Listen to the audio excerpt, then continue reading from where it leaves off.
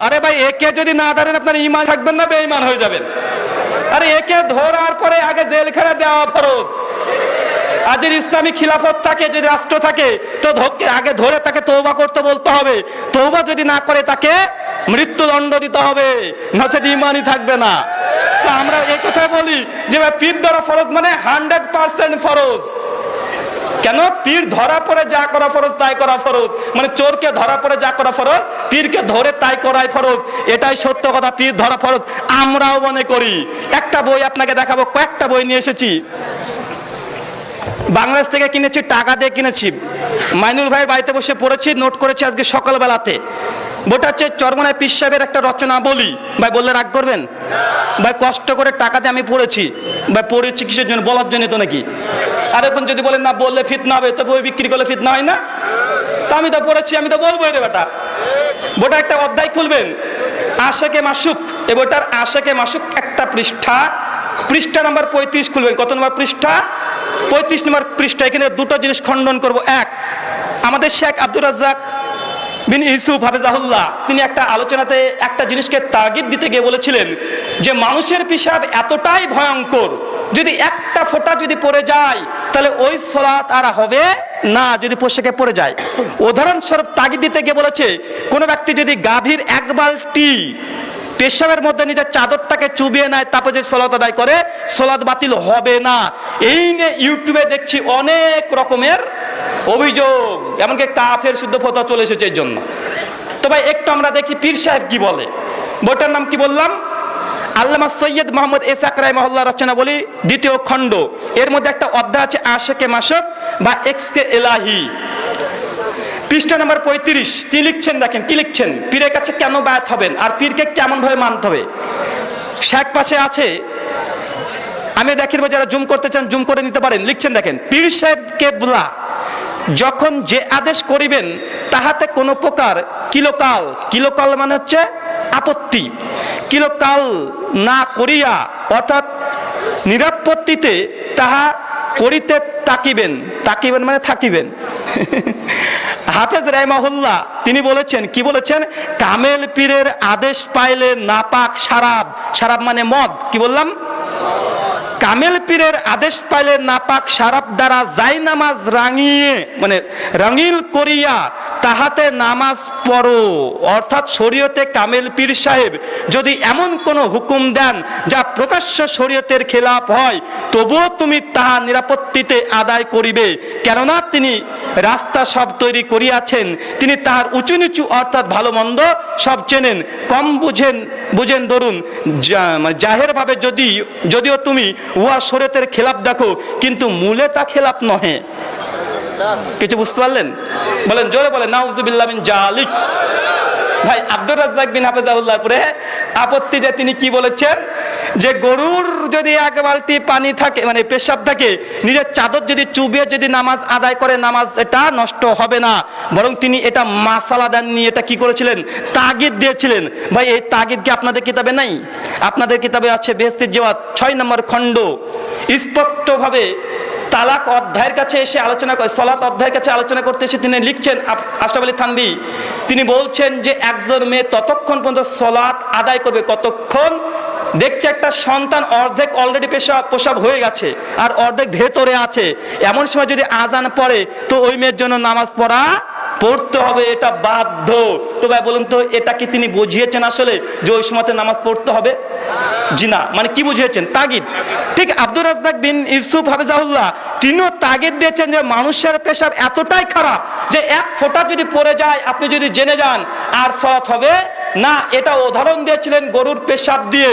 ভাই ওটা নিয়ে এত সমালোচনা, কিন্তু পীর সাহেব কি বলছে? এটা ভাই পেশাব না রে ভাই, মদ। কি গোটা মদ, ওটা চাদর নয়। লাইনটা আবার পড়ো। জি আরেকবার পড়ি, দেখেন কি বলছে। কামেল পীরের আদেশ পাইলে নাপাক শারাব দ্বারাও যায় নামাজ রাঙিল করিয়া তাহাতে নামাজ পড়ো। অর্থাৎ শরীয়তে কামিল পীর সাহেব যদি এমন কোন হুকুম দেন যা প্রকাশ্য শরীয়তের খেলাফ, তবুও তুমি তা আপত্তিতে, মানে কোনো আপত্তিবিহীন ভাবে তা গ্রহণ করো। কেন?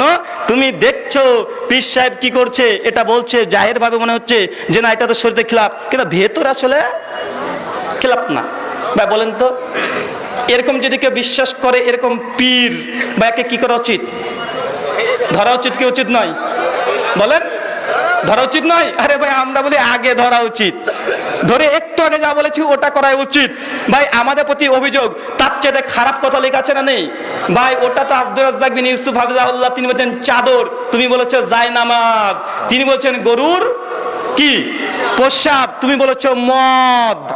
ভাই বলুন তো, চিন্তা করেন তো ভাই, আমাদেরকে বলে, তার জন্য প্রথমে বলেছে তুমি মহারাজ, সাধু হলে আজ, আমি আজ চোর বটে।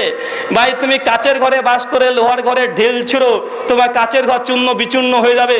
বিশেষ করে মনে রাখবেন, আমাদের আহলুল হাদিস ওলামা যারা আছে, মাশায়েখ যারা আছে, তারা এইসব পাগল ছাগলের কথা জবাব দেয় না মনে করে, তারা ভাবছে তারা বড় হুনু হয়ে গেছে।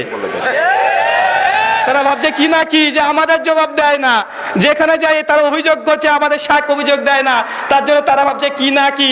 আমি এই জন্য বলি পাগলের জবাব দিয়ে লাভ আছে রে ভাই। তার জন্য আমাদের মতো জেনার 2-4টা পৃষ্ঠা পড়েছে, তাদের বই পড়েছে, এরাই যদি থাকে ওদের জবাব দেওয়ার জন্য যথেষ্ট। শাইখদের সময় অপচয় করার দরকার নাই। তো ভাই তাদেরই বই স্পষ্ট লেখা, ভাই এপির ধরা 100% ফরজ। আমি বইটা থেকে না হলে 20টা পয়েন্ট এখানে মানে নকল করেছি প্রত্যেকটা জায়গাতে, যে তারা এমন কথা বলেছে। আরেকটা পড়বো, রাগ করবেন? আরেকটা নাম হচ্ছে ভেদে মারেফত। হিন্দুদের ধর্মগ্রন্থ বেদ, এদের ধর্মগ্রন্থ ভেদ। ভেদে মারেফতে পৃষ্ঠা নম্বর 15-তে আরেকটা খুব সুন্দর দিয়েছে, হযরত শামসুত তাবরেজি রাহিমাহুল্লাহর নকল, মানে একটা ঘটনা বর্ণনা করছে। একটু লম্বা ঘটনা হলে পরে মানে শোনেন, যেহেতু আহলে হাদিস সমাজে তো কেচ্চা গানে শোনা হয় না, ধৈর্য হারণ করবেন, একটু শোনেন, কত সুন্দর লাগে দেখবেন। লিখছেন পীরের, এটা হচ্ছে এসকে এলাই মানে ভেদে মারিফত পৃষ্ঠা নম্বর 15, লাইন নাম্বার 6 থেকে পড়ছি। লিখছে দেখেন, পীরের আদেশ নিয়ে তিনি তখন রোম শহরের দিকে রওনা হইলেন। মানে একজন মুরিদ, পীর আদেশ করেছে যাও তুমি রোম শহরে যাও, তখন পীরের আদেশ নিয়ে এই ব্যক্তি তখন রোম দেশে তিনি যাচ্ছেন। এবার লিখছে দেখেন, কিছু দূর অগ্রসর হওয়ার পর পথির মধ্যে ঝুপড়ির ভেতরে এক অন্ধ বৃদ্ধাকে একটি লাশের সম্মুখ নিয়ে কাঁদিতে দেখিলেন। হুজুর বৃদ্ধাকে কান্নার কারণ জিজ্ঞাসা করিলে বৃদ্ধা উত্তর করিলেন, হুজুর এই পৃথিবীতে আমার খোঁজ খবর নেওয়ার মতো আর কেউ নেই। একটু বুঝিয়ে দিই, বিশ্বাব তার মুরিদকে বলছে তুমি রোম সাম্রাজ্যে যাও, অমুক কাজটা করবা। পীরের এই আদেশ পেয়ে মুরিদ চলে গেছে এখন রোম সাম্রাজ্যে। এখন রোমের মধ্যে প্রবেশ করে দেখছে একটা ঝুপড়ির মধ্যে একটা মহিলা, বয়স্ক মহিলা, সে কাঁদাকাটি করছে। গিয়ে ওই তখন জিজ্ঞাসা করছে যে কি ব্যাপার, তোমার কি হয়েছে, তুমি কাঁদো কেন? তখন নিজের এবার ঘটনা বর্ণনা করছে কেন কাঁদে। এবার দেখেন বলছেন, এই পৃথিবীতে আমার খোঁজ খবর নেওয়ার মতো কেউ নাই। একটি পুত্র ছিল, সে আমার জন্য যথেষ্ট খেদমত করিত। তার ইন্তেকালের পর সে একটি নাতি রাখিয়া যায়। ওই 12 বছর বয়স্ক নাতি একটি গাভী পালিয়া আমাকে দুগ্ধ খাওয়াইতো এবং আমার খেদমত করিত। সেই নাতির লাশ এখন সম্মুখে দেখিতেছেন, এখন উপায় নাই, দেখিয়াই কাঁদিতেছি। হুজুর বলিলেন, এই ঘটনা কি সত্য? বৃদ্ধা উত্তর করিলেন, সত্য হওয়াতে কোনো সন্দেহ নেই। তখন হুজুর বলিলেন, এবার হুজুর কি বলিলেন শোনেন। হুজুর বলিলেন, হে ছেলে তুমি আমার হুকুমে দাঁড়াও। কার হুকুমে বলেন? হুজুর বলছে, হে ছেলে তুমি আমার হুকুমে দাঁড়াও। ভাই ঈসা আলাইহিস সালাম মৃতকে জীবিত করতো কার হুকুমে? বিইজনিল্লাহ, আল্লাহর হুকুমে। সূরা ইমরান আয়াত নম্বর 49। আর পীর সাহেব বলছে, হে ছেলে তুমি আমার হুকুমে দাঁড়াও। দেখেছেন কত বড় ক্ষমতা পীরের আপনার। এবার দেখেন কি লিখছে, তখন ছেলেটা উঠিয়া দাঁড়াইল এবং বলিল, আমার দাদু কোথায়? দাদু স্নেহ ভরে কোলে জড়াইয়া বলিল, দাদা তুমি মরিয়াছিলে, এখন কিরূপ জীবিত হইলে? নাতি বলিল, আল্লাহর ওলি আমাকে জিন্দা করিয়াছেন। কে জিন্দা করিয়াছেন? আল্লাহর ওলি নাকি ওকে জিন্দা করেছেন? পীরও বলছে তুমি আমার নামে উঠো, আর ওর যে কে জিন্দা করেছে সে বলছে আল্লাহর ওলি তাকে জিন্দা করেছেন। এরপরে দেখছে দেখেন, এই ঘটনা প্রকাশ হওয়ার পরে খাঁটি মুসলমান বাদশার কাছে এই খবর পৌঁছায়। যখন পৌঁছায় তখন বাদশাহ কুতুব সাহেবকে দরবারে হাজির করিয়া জিজ্ঞাসা করিলেন, হুজুর আপনি কি বলিয়া বৃদ্ধ নাতিকে জিন্দা করিয়েছেন? মানে বাচ্চার কাছে খবর চলে গেছে এই ঘটনার। তখন জিজ্ঞাসা করছে ওই ব্যক্তিকে, ওই পীর সাহেবকে, যে তুমি কিভাবে এই ছেলেটাকে জিন্দা করিয়াছো? পীর সাহেবের গর্ব দেখবেন কি করে কি বলছে দেখেন। তিনি বলিলেন যে আমি বলিয়াছি, হে ছেলে আমার আদেশে জীবিত হয়ে যাও। তাই স্বীকারও করছে আবার বাচ্চার সামনে গিয়ে, বাচ্চার সামনে গিয়ে পীর স্বীকারও করছে। তারপরে লিখছে দেখেন, বাচ্চা বলিলেন আফসোস যদি আল্লাহর আদেশে জিন্দা হইতে বলিতেন। বাচ্চার তার মানে তাওহীদ ঠিক আছে, পীরের তাওহীদ ঠিক নাই।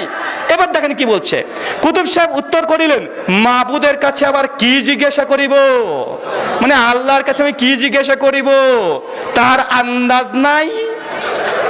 নাউজুবিল্লাহ মিন জালিক, তার আন্দাজ নাই। বলছে আল্লাহর কাছে কি জিজ্ঞাসা করব, আল্লাহর আন্দাজ নাই।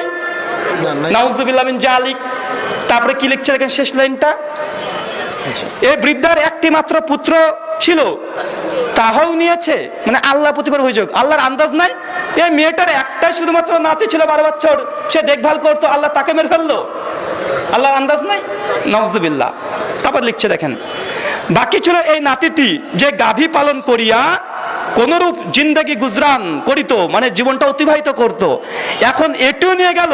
তাই আমি, এবার পীরের কারামত দেখেন, যেহেতু আল্লাহ ছেলেটাকে নিয়ে চলে গেছে, মৃত্যু দিয়েছে, তাই পিছু হয়েছে, তাই আমি আল্লাহ পাকের দরবার থেকে জোরপূর্বক রূহ নিয়ে আসিয়াছি। নাউজুবিল্লাহ মিন জালিক। তো সার্বিকভাবে আমি এই কথা বলছি যে ভাই পীর ধরা ফরজ কি ফরজ না? বলেন ভাই, ফরজ না? আরে ভাই 100% ফরজ। এই ঘটনা থেকে প্রমাণ হয় পীরকে ধরা ফরজ।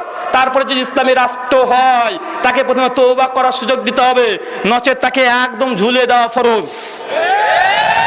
মহান সত্তা আল্লাহর কাছে দোয়া প্রার্থনা, আল্লাহ সুবহানাহু ওয়া তাআলা এইসব মুসলিম উম্মার মধ্যে যারা এরকম বিভ্রান্তিকর আকীদা সৃষ্টি করছে, আল্লাহ সুবহানাহু ওয়া তাআলা এইসব ব্যক্তিকে তুমি হেদায়েত দান করে সকলে বলি আল্লাহুম্মা আমিন। একটা ছোট্ট রেফারেন্স দিয়ে আলোচনা শেষ করবো। শেখ এসে বসে আছে, শেখ তখন থেকে জিজ্ঞাসা করছে যে শেখ কথা বলবো না চালিয়ে দেবো, শেখ অনুমতি দিয়েছে, এই জন্য আলোচনা করছিলাম।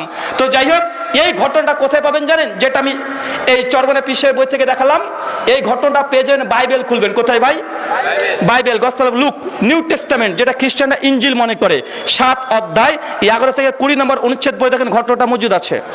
সেম এই থিমে ঘটনা মজুদ আছে, একদম হুবহু এই মানে থিমটা নেওয়া আছে। এই ঘটনার মূল অংশকে নিয়ে তার নিজেদের মতো বিস্তার করেছে। তারপর তো অনেক নোংরা নোংরা কথা আছে, এখনো পড়ার সুযোগ না। ইনশাআল্লাহ আপনারা কিনে যদি দেখতে পারেন বুঝতে পারবেন। মহান সত্তার কাছে প্রার্থনা, আল্লাহ সুবহানাহু ওয়া তাআলা এইসব ব্যক্তিকে তুমি হেদায়েত দান করে সকল বলি আল্লাহুম্মা আমিন।